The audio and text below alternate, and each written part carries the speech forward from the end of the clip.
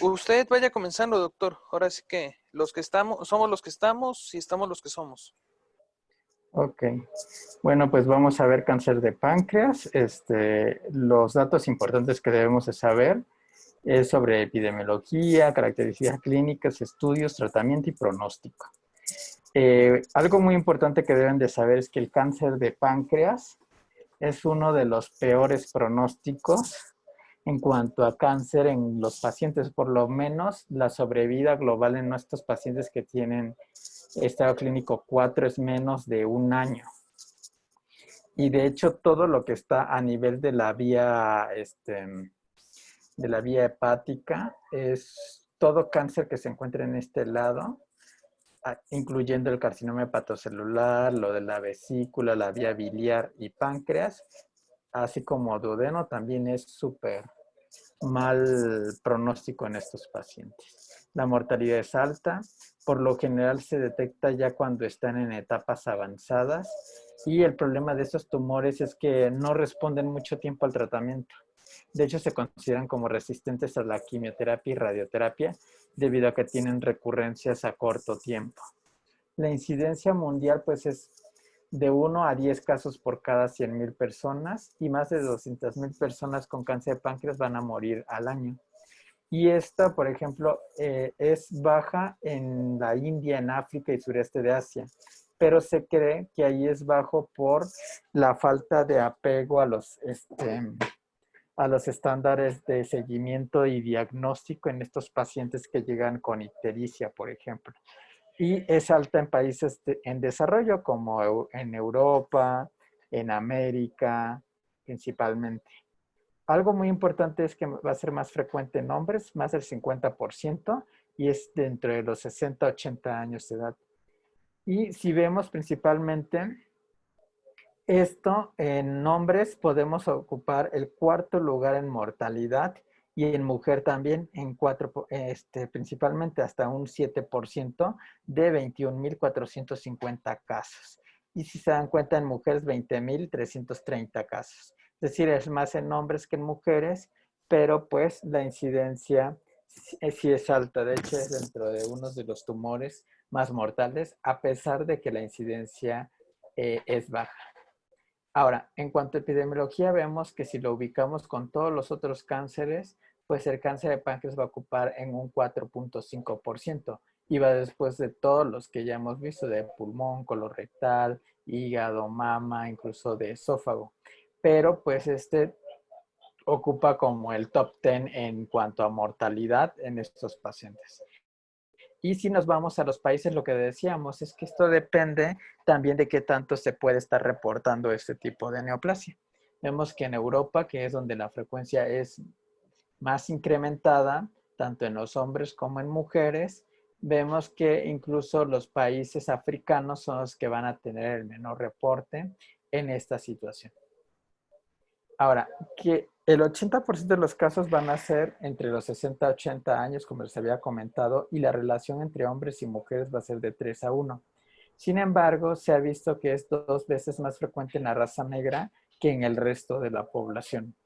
Y cuando queremos dividir el cáncer de páncreas, lo vamos a dividir en cáncer de páncreas de cabeza de páncreas, de cuerpo de páncreas y de cola. De manera que el 65% se va a encontrar en la cabeza, el 20% en el cuerpo y el 15% en la cola. Y cuando vemos las características histopatológicas, lo podemos dividir en tumores endocrinos y exócrinos. Los exócrinos son los más frecuentes. Vamos a ver que el adenocarcinoma ocupa como el 90% y es a nivel ductal. Pero existe una patología que es mucho más rara, pero es súper mortal, que es el carcinoma de células en anillo, que ocupa el 2%. Pero también existe el adenoescamoso, el mucinoso papilar intraductal y los cistoadenocarcinomas mucinosos. Pero de tumores endocrinos podemos ver aquellos que están en relación a la secreción de cierto tipo de hormonas. Por ejemplo, el gastrinoma, principalmente el glucagonoma, los insulinomas, principalmente incluso los tipos de neoplasias endocrina múltiple tipo 1. Y está también el bipoma o la somatostatina. Ahora, cuando vemos en cuanto a factores de riesgo, algo muy importante es que el tabaquismo igual tiende a ocupar uno de los primeros lugares en cuanto a la causa de cáncer de páncreas. Vemos que el riesgo se va hasta 3 veces, pero en aquellos pacientes que son diabéticos, que más adelante vamos a ir analizando uno por uno, se ha visto que el riesgo incrementa hasta 2 veces y cuando tienen pancreatitis crónica y esta no es hereditaria, se puede elevar hasta 6 veces el riesgo. La obesidad también, e incluso el tipo de sangre, por ejemplo, en esta revisión del New England, lo reportaban como el tipo de sangre no O, principalmente lo asociaban. Y pues otras guías, por ejemplo, las norteamericanas, lo han asociado a exposición a químicos y metales pesados. Pero también existen alteraciones hereditarias como tal, el cáncer de ovario y mama familiar, que es asociado al gen BRCA. Vemos que el riesgo se puede elevar hasta 10 veces, pero pues también existe algo que ya habíamos comentado anteriormente, que es el síndrome de melanoma de la mola múltiple atípica familiar, en el cual se puede elevar hasta el 47%. Y esto es debido a este gen, el CDKN2A, que principalmente es el que vincula el cáncer de páncreas con el melanoma. Y existen otros síndromes como el de Peutz-Jeghers, sobre todo por esta mutación de STK11, con una elevación hasta 135 veces. Y la pancreatitis hereditaria, esta hereditaria no crónica, principalmente está asociada a este gen, el SPINK1, que incrementa hasta 80 veces. Y cuando lo relacionamos con cáncer de colon, está justamente el síndrome de Lynch, en el cual también está una asociación, y el cáncer pancreático familiar, así como que los que tienen ataxia telangiectasia con el ATM. Hay una página donde uno puede ver el riesgo que puede tener los pacientes con alteración hereditaria para tener cáncer de páncreas, que es el PANCPRO. Bueno, algo muy importante es que también el alcohol y el tabaco podrían estar asociados también al incremento del riesgo, sobre todo en edades tempranas de consumo de esta. Y vemos, por ejemplo, en estas curvas de Kaplan-Meier, en el cual podemos observar la relación que existe entre la edad y los bebedores, ¿no? En esta vemos en cuanto al alcohol, cuánto, por ejemplo, en aquellos que en edad temprana de los 45 a 50 años inician a tomar, pues el riesgo, la probabilidad de padecer cáncer de páncreas, pues va a incrementar, sobre todo en aquellos que tienen mayor consumo de alcohol versus aquellos que no. Y esto, por ejemplo, esta escala nos dice, por ejemplo, la probabilidad libre de tener cáncer. Entonces, por ejemplo, si no tomas, pues tienes muy alta probabilidad de no tener cáncer de páncreas. Pero vean que incluso la curva baja en alrededor de los 70 a 80 años. Y sin embargo, pues en la curva de los que sí toman, incluso la media está, por ejemplo, a los 60 años y los que no toman, pues la media va a estar entre los 70 y 75 años. Entonces son 10 años de diferencia. Y cuando vemos, sobre todo, qué tipo de bebida ya hay a los que les gustan los vinos blancos, rojos, licores, etcétera, pues han visto que también impacta, sobre todo en aquellos que tienen el vino blanco o la cerveza, por ejemplo. Son las que están en riesgo también para tener cáncer de páncreas. Ahora, pero si nos vamos al cigarro, igual sucede lo mismo. Si vemos aquellos de acuerdo a los paquetes años, vemos si en aquellos que tienen más de 2, por ejemplo, más de 1, principalmente el verde, pues van a tener una probabilidad libre de cáncer de páncreas menor que en aquellos que nunca han fumado. Y si nos vamos a ver de acuerdo a cuánto tiempo ha suspendido el paciente o si es fumador activo, también. De manera que si es fumador activo, es casi similar a aquellos que apenas llevan menos de 10 años de haber suspendido el tabaquismo versus aquellos que llevan más de 10 años. Entonces, el tener más de 10 años de haber suspendido el tabaquismo disminuye el riesgo de tener cáncer de páncreas. Así como también hablábamos con cáncer de pulmón, que eran más de 15 años, en páncreas son 10 años. Ahora, pero también los chinos, sobre todo han visto el consumo de té. sobre todo té verde, en el riesgo de cáncer de páncreas. Y esto lo hicieron en relación a la probabilidad en un metaanálisis de estudios de cohortes y casos de control, donde vieron que probablemente el consumo de té verde incrementa el riesgo de cáncer de páncreas hasta 0.52 veces en cuanto a la P diferencia, pero vean, incrementa 1. O sea, en una cohorte era hasta el 1 y en otras como que queda latente. Entonces, aquí este análisis como que es muy controversial. Dicen que en realidad podría no estar asociado lo que es el té verde, pero algunos dicen que podría estar asociado sobre todo en pacientes chinos mayores de 60 años. Como vemos aquí que la iota como que es un poquito más homogénea, la P pareciera ser que fue más significativa en este grupo de edad.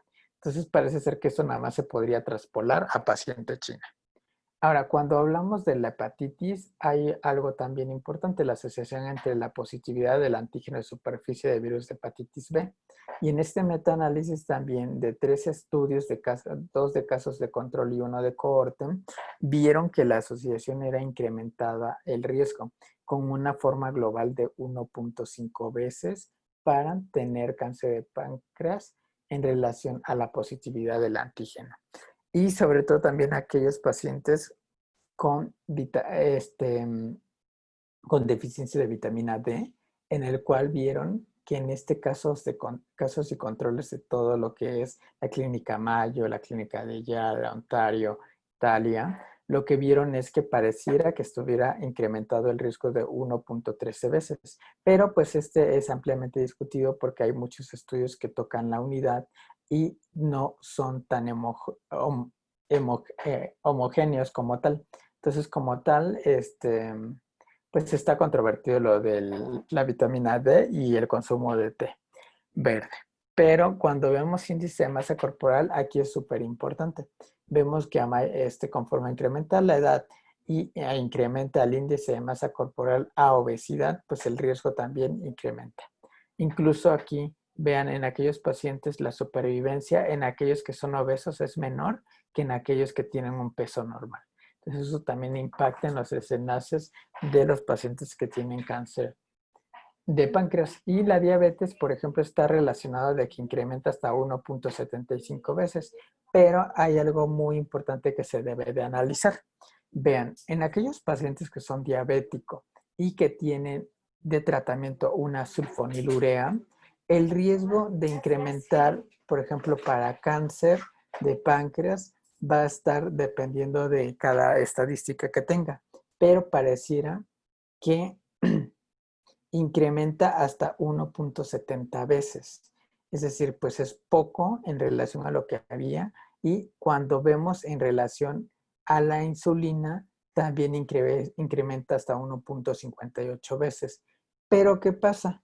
Cuando este paciente diabético consume metformina, el riesgo disminuye. Es decir, pareciera que la metformina en un paciente diabético es un factor protector más que riesgo, a pesar de que la diabetes por sí sola es un factor de riesgo. De manera que la metformina pareciera ser el factor protector importante en estos pacientes. Incluso hay como análisis en el que ven las supervivencias en estos pacientes, tanto en resecables, no resecables metastásicos, y vean en aquellos que recibían metformina versus no uso de metformina. Y también hubo impacto en en cada una de estas, tanto en los resecables como los no resecables. Incluso en los metastásicos no fue significativo, pero si eran locorregionales o no metastásicos, pues también el impacto se vio en estos pacientes. Entonces, la metformina como tal no solamente disminuye el riesgo, sino que también impacta en la supervivencia. Y es lo que vemos en estas curvas. Vean cómo la supervivencia acumulada incrementa con el uso de metformina en las diferentes modalidades en estos pacientes. Lo que habíamos visto en los resecables, que es esta, los no resecables, sin embargo los metastásicos, pues no hubo diferencia. Pero cuando hablamos también de pancreatitis, en aquellos pacientes que han tenido episodios de pancreatitis, pues también se ha visto que el riesgo incrementa. y sobre todo por el riesgo de recurrencia. Y esto es en relación a el riesgo de pancreatitis con cáncer de páncreas. Y vieron que el riesgo de recurrencia en estos pacientes para una severidad leve era del 17 y en recurrencia hasta un 7 veces, siendo significativo versus en aquellos pacientes que no tenían cáncer de páncreas. Pero cuando vemos este largo análisis de cohorte de casos y control, vemos que el riesgo de aquellos pacientes que sí habían tenido pancreatitis, pues incrementa hasta 7.2 veces. Y en hombres principalmente hasta 8 veces. Y principalmente en las mujeres el riesgo es menor, de 6.8 veces. Y la edad principalmente en menores de 55 años se elevaba hasta 9.9 veces versus aquellos que eran mayores de 55 años, que era 6.7 veces. Y vean que la duración de la pancreatitis en aquellos pacientes del diagnóstico esto era, por ejemplo, la mayoría en menos de 3 años. Ahora, también hay algo muy importante, es, por ejemplo, el consumo de carne procesada y roja, sobre todo. Entonces, lo que vieron en este estudio es que pareciera haber un incremento en el riesgo en aquellos pacientes que consumían carne roja procesada hasta 1.13 veces con una PES significativa. Y cuando veíamos también en cuanto a estas características para la carne roja, solamente no procesada, también incrementaba hasta 1.19 veces. Hay otros estudios que han hecho, sobre todo estudios de cohorte para productos lácteos en el riesgo, el consumo de pescado, otro tipo de carnes, y no han visto la relación como tal. Entonces eso continúa en controversia. Pero ¿cuáles son los factores de riesgo aparte? Hay también como unos precursores del cáncer, en el cual son los adenocarcinomas ductales pancreáticos y las neoplasias mucinosas papilares intraductales. De manera que esto depende de las mutaciones que se pueden encontrar. Recuerden que habíamos comentado que CDKN2A, que estaba en relación a melanoma, pues se encontraba en más del 50%. Pero aquí en páncreas, vean que tienen múltiples mutaciones donde CARRAS es más del 90%, P53 hasta un 60-70% y el SMAD4 hasta un 50% para un adenocarcinoma. En cambio, por ejemplo, una mucinosa papilar intraductal, vean que en realidad aquí como que son otro tipos de tumores que están en relación a la vía de la WNT en más del 50% y en la vía de la señalización mitogénica en el 65% en la vía de Carras. Entonces, imagínense que esta prolifera y cambia a esta característica, de manera que es considerado el cáncer de páncreas como uno de los tumores con más alteraciones genéticas y por ende, por eso es difícil el tratamiento en estos pacientes.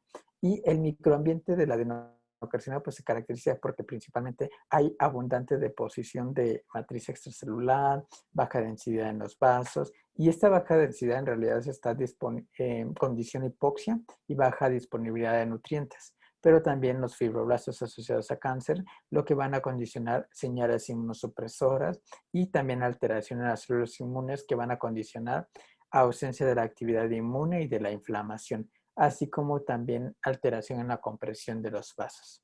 Esto podría condicionar también fisiopatológicamente un incremento en la captura de la glucosa. Esto es secundario al incremento de la glicólisis, diversión de la biosíntesis en todas las vías.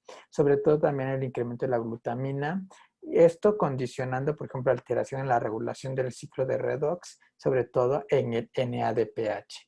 ¿No? Y la macropinocitosis podría condicionar a nivel de alteraciones de Carras y por utilización de ATP condicionar como ciclos de autofagia en estos pacientes. De manera que si ustedes se dan cuenta es pura captación de glutamina, glucosa y otra macropinocitosis, sobre todo en lípidos y proteínas, secundario a que este tumor consume mucho. Por eso es que van a ser pacientes muy delgaditos, consumidos, que perdieron muchísimo peso. Y esto se debe a que dentro de las alteraciones que se ven a nivel del páncreas se pueden observar PANIN 1 hasta PANIN 3 en el cual estas neoplasias intrapancreáticas se ven caracterizadas por alteración de Carras, por P16, mucina, ciclina D1, el P53 como tal, que van a llevar también a otras alteraciones genéticas como BRCA2, que pueden condicionar a la invasión del tumor por medio de la mesotelina. Y es así como se ve en los cortes histológicos, como el tumor va infiltrando. Pero bueno, algo muy importante como detectarlo, los pacientes podrían tener varios síntomas, pero vamos a ver más adelante que pueden tener dorsalgia, dolor de hombros, disfagia, letargia y cambio en hábitos intestinales. Sin embargo, estas alteraciones son muy inespecíficas, pero cuando queremos determinar en qué sitios podría estar, eso podría estar en relación con la característica clínica, la presentación y la exploración física. Por ejemplo, tumores en cabeza podríamos encontrar hasta en un 53% masas abdominales, ya sean epigastrio, en hipocondrio derecho o signo de Courvoisier o hepatomegalia. Pero si está en el cuerpo, aquí podríamos tener, por ejemplo, el dolor abdominal como síntoma pivete, así como dolor en hipocondrio derecho en estos pacientes o en la espalda. Pero cuando tenemos en presentación clínica, vean que la mayoría de los pacientes van a tener ictericia, ya sea sintomática o signos de ictericia. Pero también puede haber hipocolia, coliuria, prurito en estos pacientes que tienen elevada la ictericia, la bilirrubina. Y esto es secundario porque el tumor en cabeza de páncreas puede obstruir la vía biliar y condicionar esa elevación de las bilirrubinas. Pero cuando es en cuerpo, vean que lo más frecuente podría ser la náusea y el vómito, aparte de tener astenia, anorexia, pérdida de peso y caquexia.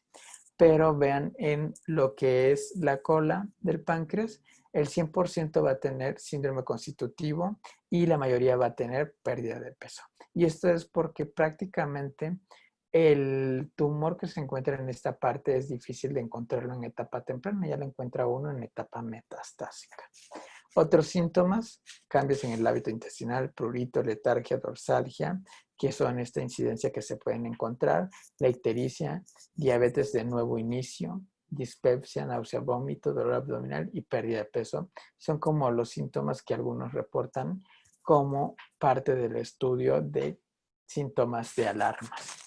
Pero hay otros signos, por ejemplo, el signo de Bart y Pick, que es una vesícula palpable no dolorosa, y hay otro que es signo de Courvoisier, en el cual esta vesícula palpable es principalmente localizada en el 30% de los casos de cáncer de páncreas, y en otros casos hay una tromboflebitis migratoria secundaria al síndrome de Trousseau en el 10%. Aquí es muy importante, por ejemplo, dentro de los marcadores que usamos para cáncer de páncreas es el CA19-9, pero ahorita está en estudio otra proteína que es el C100P, en el cual se han visto que la sensibilidad y especificidad incrementa. Sin embargo, hay estudios donde han visto que la correlación entre CA125, CA19 y la minina podrían aumentar la especificidad hasta un 92% y la sensibilidad también hasta un 92%. Y esto podría también depender del grupo sanguíneo de Lewis que causan, principalmente, que causan elevación de alteraciones del CA19-9 y pueden también haber otras causas que puedan elevar el CA19-9, sobre todo lo que involucre la vía biliar, desde hepatocarcinoma, colangiocarcinoma, cáncer de vesícula y demás. En el ultrasonido abdominal, pues el problema es que es operador dependiente y pueden reportarte desde una pancreatitis hasta una lesión en el páncreas de origen a determinar. Y de manera que la sensibilidad puede ser tan bajita como el 75% e incrementar hasta el 89% y la especificidad hasta el 99%. El ultrasonido abdominal como tal no es el estándar. Aquí el estándar sería una tomografía computada. Y vean, ¿por qué? Porque esta nos va a permitir ver la hipoatenuación, dilatación ductal, la interrupción ductal, la atrofia pancreática distal, anormalidades y dilatación de la vía biliar. Todo esto es lo que se puede observar en una tomografía y nos da como mayor información. Sobre todo, por ejemplo, los tumores que se pueden encontrar a nivel de la vía biliar la dilatación de las arterias, sobre todo a nivel pancreático, y el involucro en la mesentérica y la arteria esplénica como tal, o cuando tenemos la dilatación de todo el conducto pancreático, o, por ejemplo, en este caso, presencia también de una metástasis a nivel hepático. Si vemos, puede ser que el tumor esté involucrando también la mesentérica, los vasos que están adyacentes a esto. Por eso es súper importante la tomografía. El problema es que también existe el PET-CT, pero este estudio tiene muchos falsos positivos y negativos. Y sobre todo este se va a pedir cuando tenemos alto riesgo de metástasis. Por ejemplo, un tumor en cola o cuerpo de páncreas, ahí le pides un PET-CT para determinar si no tiene en alguna otra parte.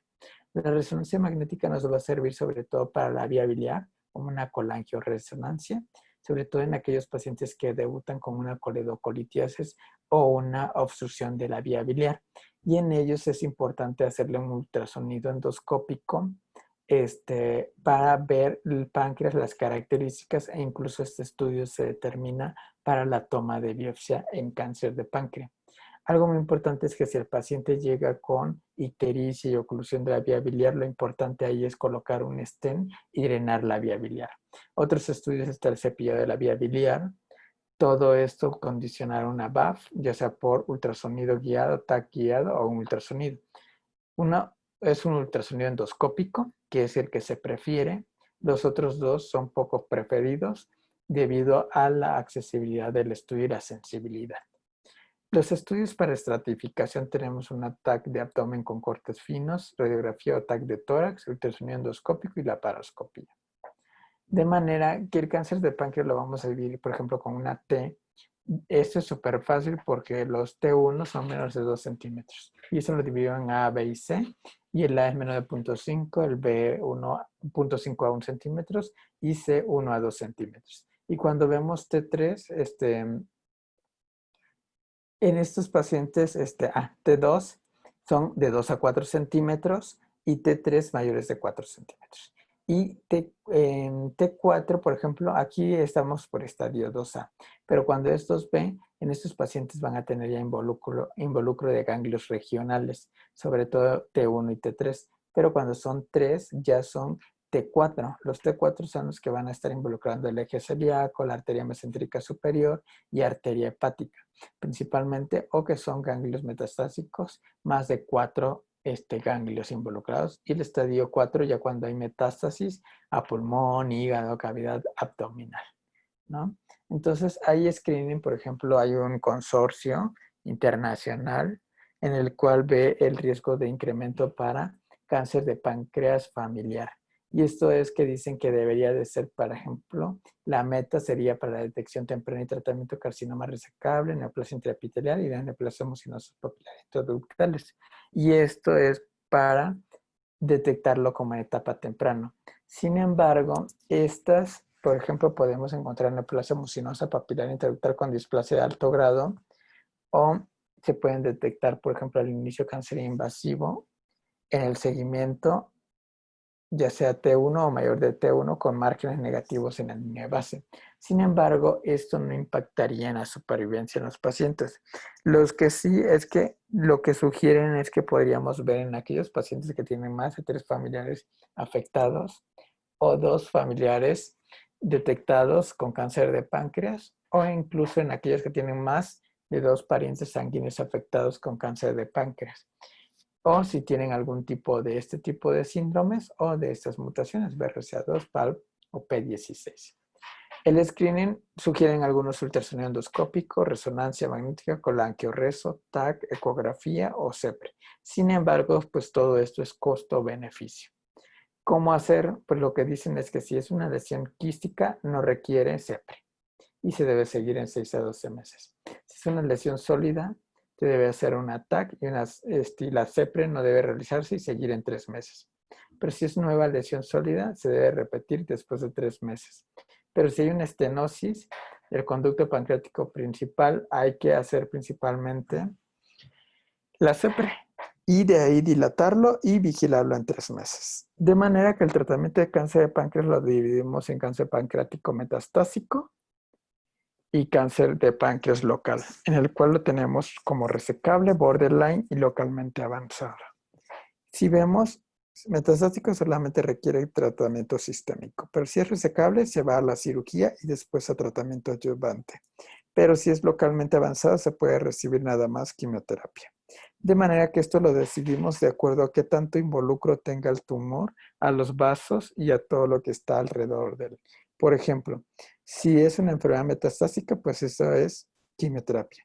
Pero si tiene involucro de la arteria tanto el tronco celíaco, la mesentérica y arteria hepática, aquí se llaman como locorregionales avanzados, en el cual primero le puedes dar quimioterapia o radioterapia y ver si responden y de ahí dar quimioterapia.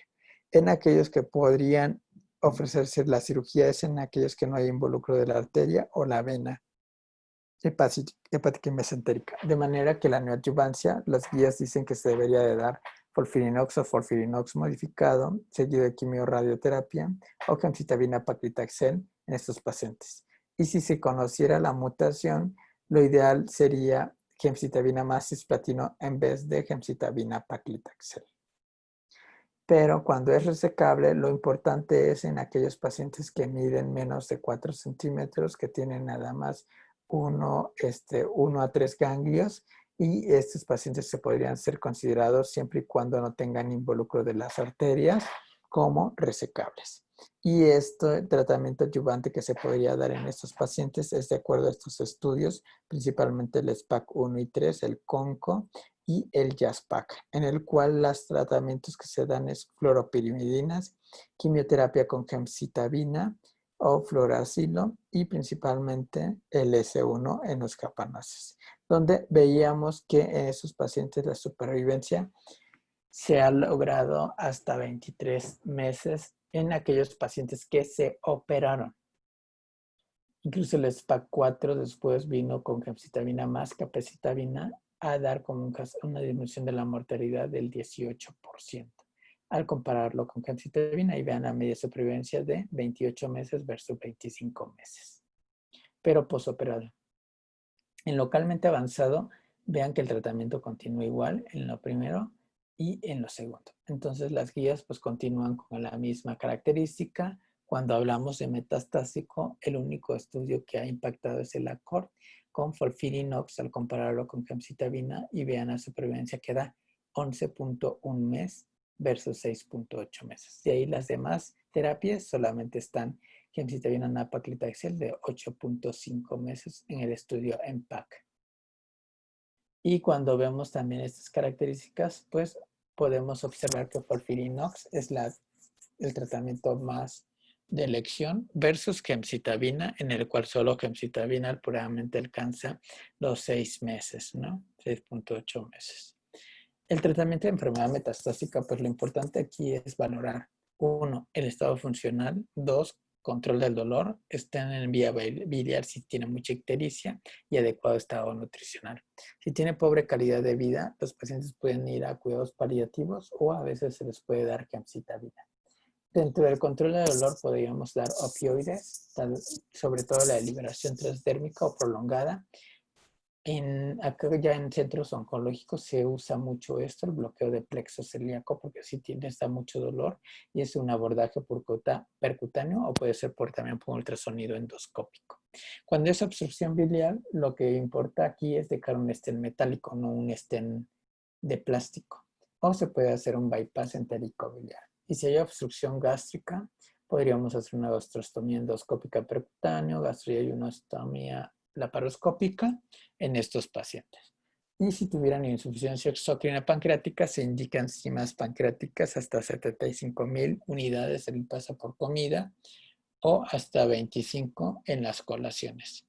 Hay que ver si no tiene carcinomatosis y ascitis, depresión, malnutrición, que eso tendríamos que dar al tratamiento paliativo al paciente. Entonces, pues acuérdense que esta es la cuarta causa de muerte en Estados Unidos. Hay que determinar factores de riesgo, hay que ver signos y síntomas y datos de alarmas que nos puedan condicionar para el cáncer de páncreas. Hay que hacer estudios complementarios y enviar a oncología médica y valoración quirúrgica a este tipo de pacientes. Porque pues vemos que los tratamientos como tal en enfermedad metastásica, pues son muy limitados. Entonces hay que detectarlos a tiempos estos pacientes. Y las guías pues dicen prácticamente que de acuerdo a cada característica le tocaría cada tipo de tratamiento. ¿Alguna duda que tengan? Doctor, la fibrosis quística también puede entrar como una enfermedad de factor de riesgo. Yo recuerdo haber leído de que mencionaban de que sí hay un daño pancreático con esta enfermedad, pero sí se ha englobado entre riesgo para cáncer de páncreas o solamente es más como que en trastornos inflamatorios. La fibrosis quística como tal, como que tiene un gen que ha sido asociado al cáncer de páncreas, que es el que les había comentado el SPINK1. Ese es como en la fibrosis quística. Entonces, en un principio pensaron que aquellos pacientes que tenían fibrosis quística todos iban a tener cáncer de páncreas por tener el gen, pero en realidad no. Entonces, como tal, la fibrosis quística no se relacionó, sino que lo que se relacionó es la mutación que expresaban estos pacientes. Ok, ok. Gracias, Doc. Ujú. ¿Alguna otra pregunta?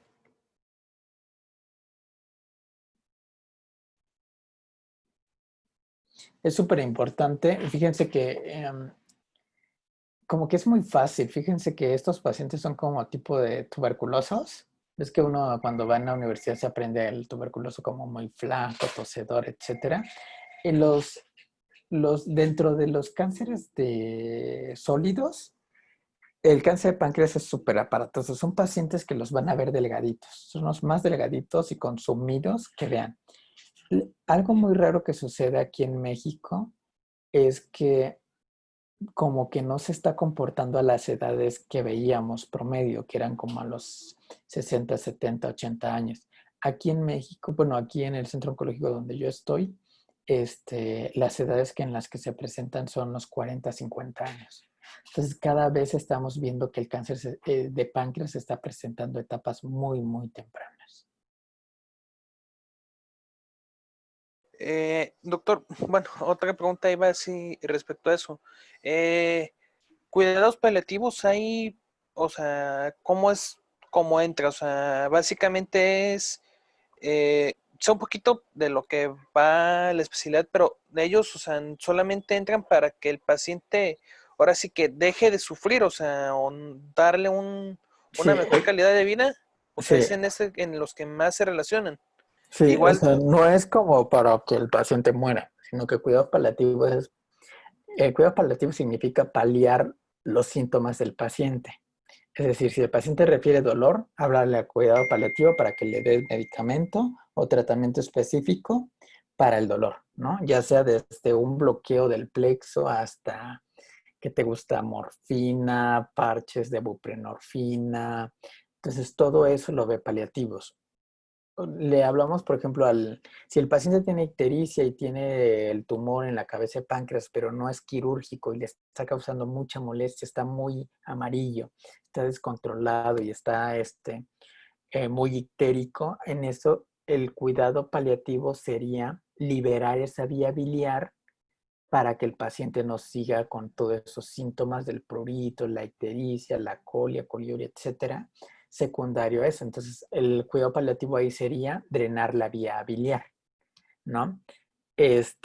O por ejemplo, si el paciente tiene desnutrición, pues alimentarlo. Si tiene ascitis, quitarle la ascitis. O sea, como que eso se llama paliativo porque en realidad no le estás curando el cáncer, solo estás controlando los síntomas del paciente. ok, ok. Gracias, Doc. Pero eso se ve ya en etapa terminal. Doctor, yo tengo una pregunta. Ajá. Eh, disculpe, las complicaciones más frecuentes o más comunes que se pueden presentar a este tipo de pacientes con este tipo de tumores, ¿cuáles serían? Una es que fíjate que ves que el páncreas es retroperitoneal. Entonces, el que esté el páncreas retroperitoneal, el tumor, bloquea el plexo. Entonces, una de las complicaciones de lo que más se quejan los pacientes es un dolor así insoportable, no controlado, que incluso les dan todo, o sea, todos los opioides que hay en esta vida y no les quita. Entonces, aquí su única solución es el bloqueo del plexo que se da por medio de cuidados paliativos. Los expertos en cuidado paliativo son anestesiólogos. Anestesiólogos que hicieron un alta en cuidados paliativos que justamente se encarga de detectar esos síntomas y todo y ayudar al paciente a que mejore. Pero esa es una. Segunda es la ictericia, o sea, el tumor en la vía biliar es una de las complicaciones. De hecho, así llegan la mayoría de los pacientes con obstrucción en la vía biliar y ya uno le hace el ultrasonido te dice, ¿sabes qué? Creo que hay un tumor en la cabeza del páncreas. Lo que hace uno luego es ver si no es colangiocarcinoma, si no es cáncer de páncreas o si no es una simple coledocolitiasis. Entonces, ahí lo que ves es que si eso le está condicionando mucha molestia, lo llevas rápido a una CEPRE, liberas la vía biliar, ves que no hay lito en la vía biliar y, y le dejas su drenaje al paciente. Sin embargo, lo que es el estándar es una tomografía con triple contraste, que es arterial, venoso y mixto, en el cual justamente se nos sirve para detectar si el tumor está invadiendo o no alguna vasculatura. Y otra es que causa muchos síntomas, o sea, como que mucho cansancio, mucha debilidad, náusea y vómito. Entonces son como las tres complicaciones más importantes. Es raro que los pacientes se quejen de ascitis, pero, por ejemplo, yo sí he visto pacientes que llegan con ascitis secundario a cáncer de páncreas. Y son pacientes delgaditos, pero con una pancita, ¿no? Entonces, tienen complicaciones muy feas. Sinceramente, son pacientes que sufren muchísimo.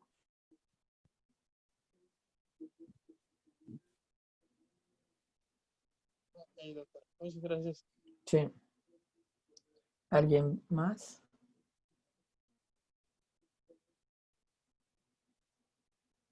Doctor, yo tengo una duda. Ajá. Estos cánceres pues generan metástasis, ¿no? Pero más o menos, o se tiene, por ejemplo, algún tiempo en el que pues se genere esta metástasis para que, digamos, se pueda prevenir o definitivamente no es prevenible que pues el cáncer evolucione. Mira, fíjate que el cáncer, como les dije, es uno de los más mortales y de hecho nosotros le tenemos mucho respeto y miedo, incluso en aquellos pacientes, por ejemplo, que decimos, ah, mira, no es operado, pero si le damos quimio, podría ser operado. Sin embargo, el tumor crece muy rápido, que incluso nos puede ganar dándole, aún así le estés dando quimioterapia. De manera que el tumor es como muy multigenético, de manera que su ambiente tumoral pues es súper inespecífico y crece muy rápido. En menos de 3 meses ya el tumor duplica su tamaño, hace metástasis, etcétera. De manera que, por ejemplo, si tú tienes un cáncer en el cual se puede operar, en el cual no se puede operar por características, o por ejemplo que tienes ahí como que medio toca el vaso, a veces nosotros tenemos como mucha disyuntiva porque hay revisiones que dicen que uno le puede dar quimioterapia y hacer que baje un poquito más en la tumoración y así evitar y así lograr una cirugía pronta. Pero en estos pacientes a veces no se sabe. Puede que incluso dando la quimio crezca ahí mismo. Entonces eso está súper feo. Pero pues sí, y no se puede ver, o sea, no, es difícil prevenir, o sea, incluso en las características genéticas que haya tenido familiar genético con cáncer de páncreas, etcétera, es difícil porque la única forma y el estudio que te comprueba esto es una tomografía y pues no vas a poner a un paciente cada 6 meses a hacer tomografías de control y gastarse todo y ver si sale en algún momento de la vida el tumor. Entonces, lo que sí es que cuando está, causa muchos síntomas. Al menos que fuera de la cola. Lo que les comenté, si era de la cola, pues ya los síntomas son ya cuando ya está en el hígado, en el pulmón o invadiendo otra parte. Ok, doctor, gracias. Doctor, ya la última. ¿A dónde es donde más invade? O sea, ¿hacia dónde se va más la metástasis? Me imagino que varía, o sea, que si viene de cola invade un lugar, si viene de cuerpo otro, y si viene de cabeza otro, pero ¿cuál es a donde más metástasis da cáncer de páncreas? La metástasis más frecuente es en hígado, en pulmón y peritoneo. Ok, ok. Gracias, doctor. Entonces, esos son como los más frecuentes para páncreas. De hecho, todo es como cercano a, pero eso es por la irrigación sanguínea. Doctor, otra pregunta. Ajá. Disculpe, en estos casos donde pues prácticamente el cáncer de páncreas, sabemos que es mortal, ¿no? Ajá. Eh, Básicamente la relación con el paciente y con el familiar, ¿de qué manera el tratado que le demos a cada uno de ellos, porque sabemos todo lo que significa todo el tratamiento que van a llevar, de qué manera lo podemos sobrellevar a que lo acepten a ciertas cosas, a que, digamos, una resección quirúrgica o a un tratamiento más con medicamentos? Exacto. Mira, ¿Cómo sería? Ujú. fíjate que esa toma de decisiones es con el oncólogo. ¿Por qué? Porque surgen muchas cositas. Una, fíjate que cuando es cirugía, aquí en México solamente hay cirujanos expertos para cáncer de páncreas aquí en la Ciudad de México. Y solo hay 2 en todo México. Sí, imagínense. ¿Eh? Sí, o sea, imaginándonos el entorno, Ajá, decir que entonces, solo hay dos médicos capaces, ¿no?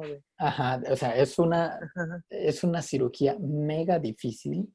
Lo han tratado de hacer en provincia. Yo donde hice mi servicio fue en Hidalgo y les iba fatal. O sea, todos morían. O sea, Ujú. decía el cirujano, ya lo operé, bla, bla, bla, un cáncer de páncreas. Siguiente escena, al día siguiente muerto el paciente. O sea, una cosa es que sepas operar y otra cosa es que el paciente sobrevive a la cirugía que le hiciste, ¿no? Sí. Entonces, ese es el problema que ocurre, que aquí en México solo expertos hay 2 cirujanos. Y Uf, no, o sea, ese es un escenario feo porque entonces tienes un paciente y pone que es quirúrgico, lo tienes que mandar con el cirujano que te va a apostar que va a vivir después de la cirugía. ¿Sí me sí, entiendes? claro. Porque la cirugía es una de las cirugías, o sea, no sé si ustedes han entrado a las cirugías, por ejemplo, de columna, que son las más extensas que hay en cirugía, ¿no? Ujú. Esas son como de, no sé, como 7, 10 horas. Entonces, así es el mismo tiempo que lleva casi el de páncreas.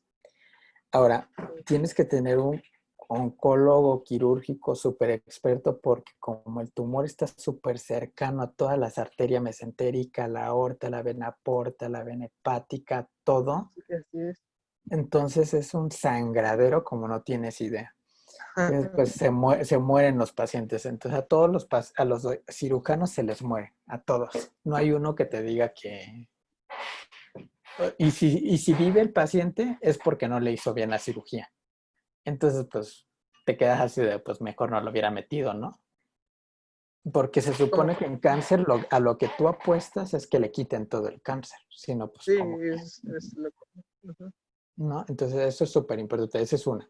2, tienes el escenario del cáncer, bueno, es quirúrgico, tienes que mandarlo con el cirujano experto. 2, no es quirúrgico, entonces ahí la opción y el que debe de dar la pauta final es el oncólogo, porque hay opciones de tratamiento paliativo, pero también hay opciones de tratamiento de quimioterapia que es tomada o en medicamento por quimio que son muy leves.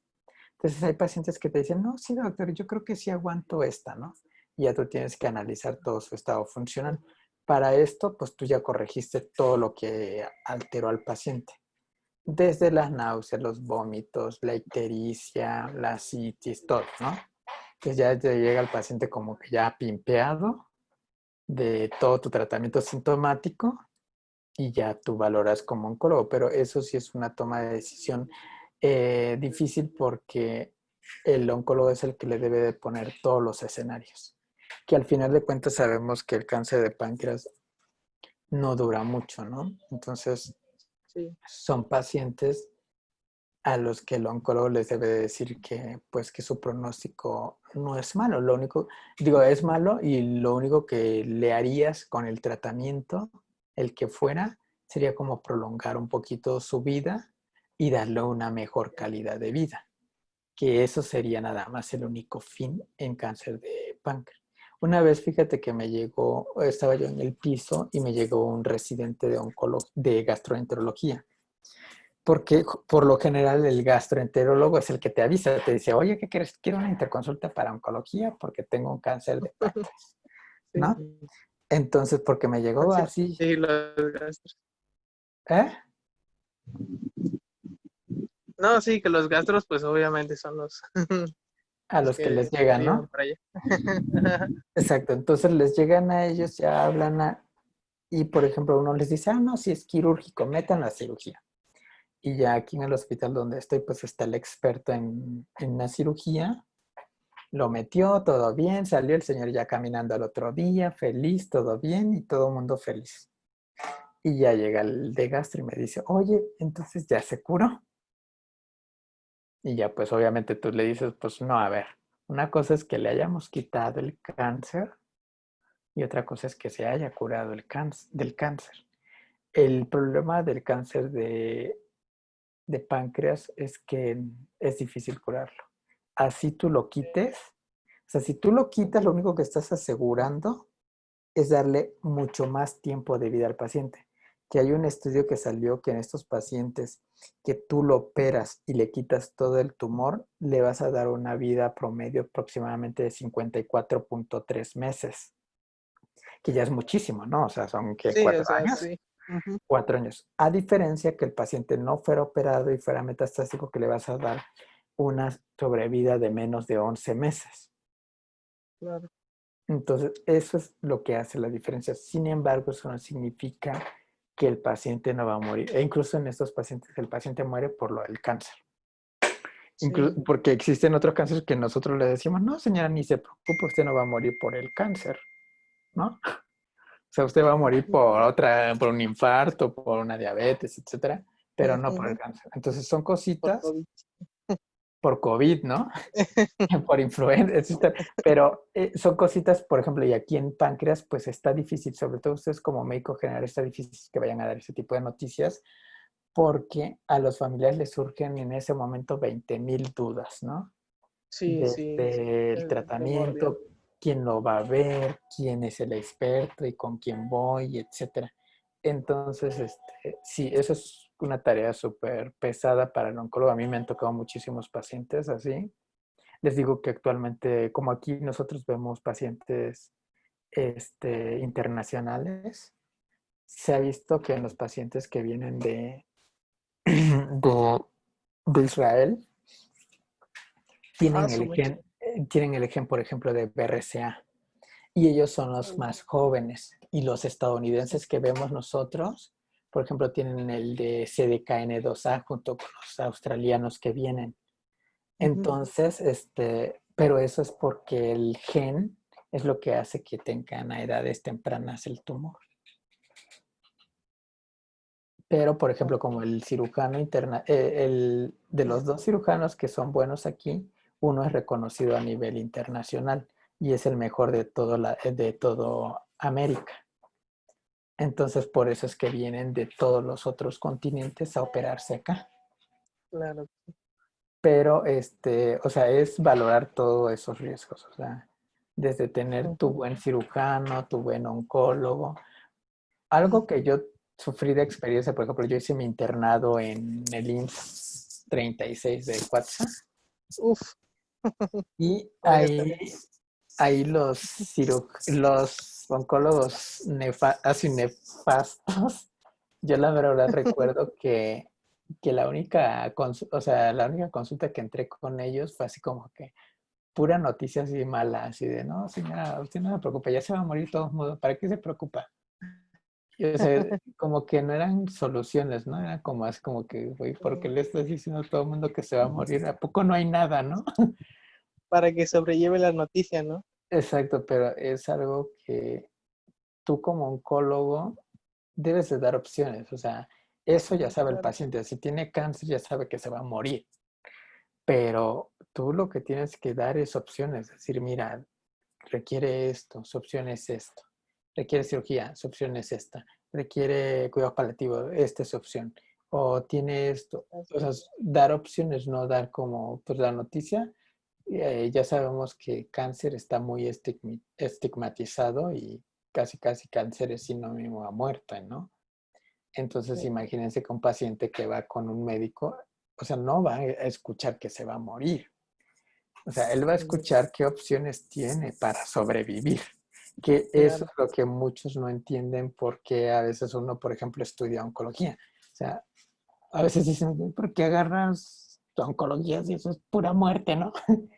Pero Ujú. al final de cuentas lo que tú le ofreces al paciente es sobrevida. O sea, tú lo que Sí, como oncólogo y a lo que estudiaste y estás haciendo es decirle al paciente, mire, con esto usted va a vivir otros 12 meses. Y por ejemplo, yo tuve una paciente de Checoslovaquia que a ella le dijimos, por ejemplo, oiga señora, pero con este medicamento solo le damos 2 meses más.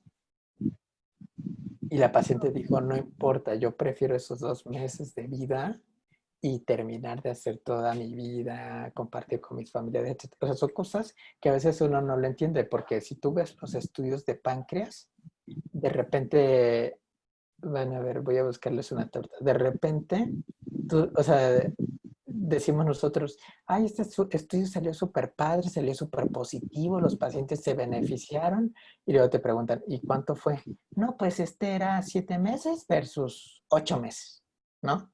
Y te dices, no manches, ¿en serio?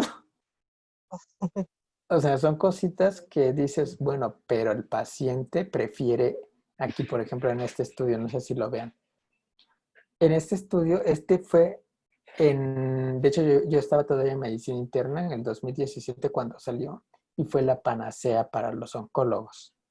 ¿Por qué? Porque aparte vino a demostrar un aumento, vean, de 2.5 meses. Entonces, cuando salió, pues fue ampliamente criticado por los que no son oncólogos porque dijeron, güey, o sea, te alegras por 2.5 meses. Pero aquí la realidad es que tú le estás ofreciendo otros 2.5 meses a un paciente que sabe que va a morir por ese cáncer y no sabes cuál es la forma de pensar de ese paciente y por qué en realidad prefiere, o sea, porque son tratamientos caros, que el paciente está dispuesto a pagar eso para tener vida. Por ejemplo, a mí me tocó una paciente que era modelo creo que de Australia, y pero, ¿qué? 40 años, y acá, o sea, tenía una niña de 3 años. Imagínate qué le dices, ¿no? De señora, tiene cáncer de páncreas, que cree la mayoría solo vive tanto, porque aparte la señora llegó a la consulta y dijo, doctor, solo quiero algo, quiero ver cuando mi hija se convierte en señorita. Entonces si te quedas así como que, ay, no, ¿cómo le digo que con este cáncer no va a durar ni 5 años, ¿no? Entonces son cosas que solo puede manejar el oncólogo en cuanto a expectativa de vida, qué opciones le ofrece. Hay pacientes, por ejemplo, que viven mucho, pero pues todo tiene que ser como explicado y detallado de una manera muy concisa para que el paciente vea en qué escenario se encuentra, ¿no? Claro que sí. Bueno, ¿alguna otra duda? Ajá, doctor, yo tengo otra duda. Perdón. Sí, no te Este, preocupes. de acuerdo a bueno, por ejemplo, hace poco a mí me tocó exponer algo de inmunoterapia qué tan efectivo o si lo han llegado a aplicar, al menos aquí en México, Fíjate que el caso aquí de la inmunoterapia, ¿qué resultados ha dado? ya hay estudios de inmunoterapia y todos fracasaron. Todos. Intentamos meter inmunoterapia, pembrolizumab, sobre todo y nivolumab, como Algo. neoadjuvancia, como adjuvancia. Nada, fracasaron, no hubo respuesta. Lo único que se vio fue en aquellos pacientes que tienen BRCA mutado, que ese no lo puse, pero hay un estudio que acaba de salir el año pasado que le llamamos estudio POLO, en el cual olaparib, que es justamente un inhibidor de la PAR, sobre todo en aquellos pacientes que son mutados para BRCA, se les puede dar un tratamiento de mantenimiento con ese medicamento tomado, que es el olaparib. Y se vio que sí mejoraba en cuanto al pronóstico en estos pacientes. Pero es como lo más cercano por ejemplo, un inhibidor de checkpoint, que es en este caso un inhibidor de la PARP. Pero como tal, inmunoterapia, nada. Todavía siguen saliendo estudios, hay estudios fase 2 que salieron en este año, pero no, la inmunoterapia como tal no nos está, como que no nos va a dar nada. No, en cáncer de páncreas como que no. Lo único que hacemos es que el año pasado se aprobó a nivel internacional el uso de la inmunoterapia en aquellos pacientes que tienen inestabilidad microsatelital o deficiencia del mismatch de reparación.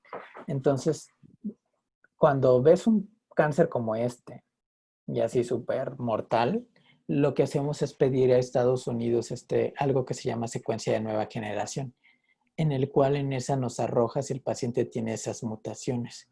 Ya si tiene alguna de esas mutaciones, nos aventamos a darle la inmunoterapia. Sin embargo, pues los estudios dicen que el resultado pues es muy poco prometedor. Doctor, ¿sí me podría repetir el medicamento que utilizaron, el que les dio el pronóstico? El olaparib es de mantenimiento. Olaparib. Olaparib. Ajá, Olaparib. ajá. El mismo que les comenté, por ejemplo, para ovario. El estudio se llama POLO. Así lo buscas como POLO. POLO Trial y te va a salir ahí olaparib de mantenimiento en cáncer de páncreas. Que ese es el único que dio como resultado, pero es un inhibidor de la PARP.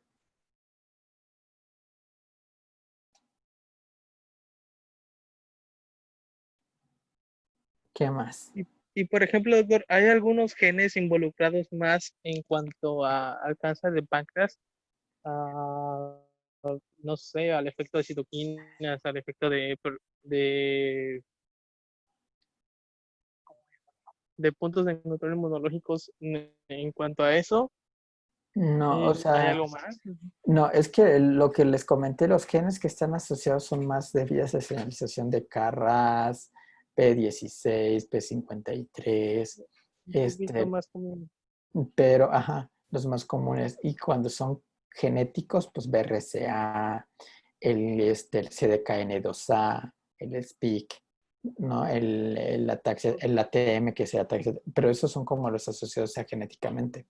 Sin embargo, a pesar de que sabemos que existen esas mutaciones, esas vías de señalización alterada, hoy por hoy no hay ningún tratamiento dirigido para eso. Y por ejemplo, doctor, en el caso de, pues, ya metiéndonos actualmente, ¿no? En el caso de la pandemia, alguna actualización de que el COVID cause cierta alteración a cierto nivel genético? Pues ya sabemos, es un virus y ciertos virus sí afectan a nivel molecular en el ARN o ADN. ¿Alguna, alguna No, actualización o algo así? no, ¿No? fíjate que el COVID como tal, pues ahorita apenas se está estudiando. No hay como una relación como tal. Lo que sí se ha visto es que paciente oncológico que se infecta de COVID, el riesgo de mortalidad es altísimo. Altísimo, de hecho, nada más por el simple hecho de tener el cáncer. Entonces sí se muere como el 30 al 50% de la población que se infecta por COVID, pero no está asociado a alguna alteración genética o algún cambio morfológico. Ok, doctor. Bueno, pues, Lo que al ahorita, menos de por hecho. mi parte, sí, Ujú. sí, ya, hay mis dudas quedan aclaradas. ¿Mande? Por el momento mis dudas quedan aclaradas ahí. Ah, muy bien. Sí, Ya. muchísimas gracias, doctor. Sí.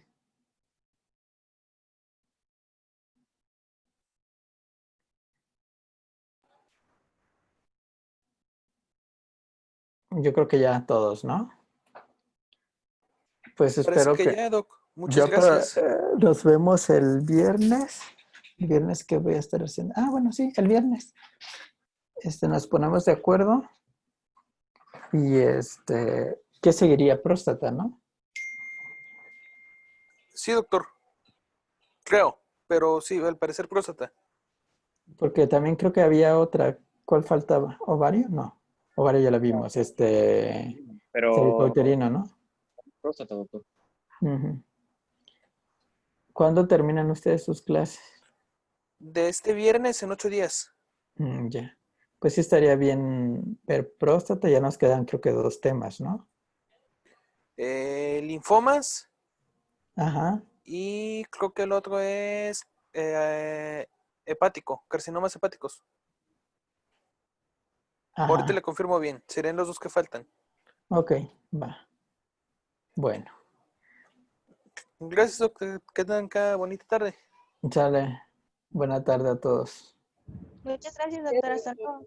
Hasta luego. Doctor, hasta luego. Gracias, doctor. Buena tarde.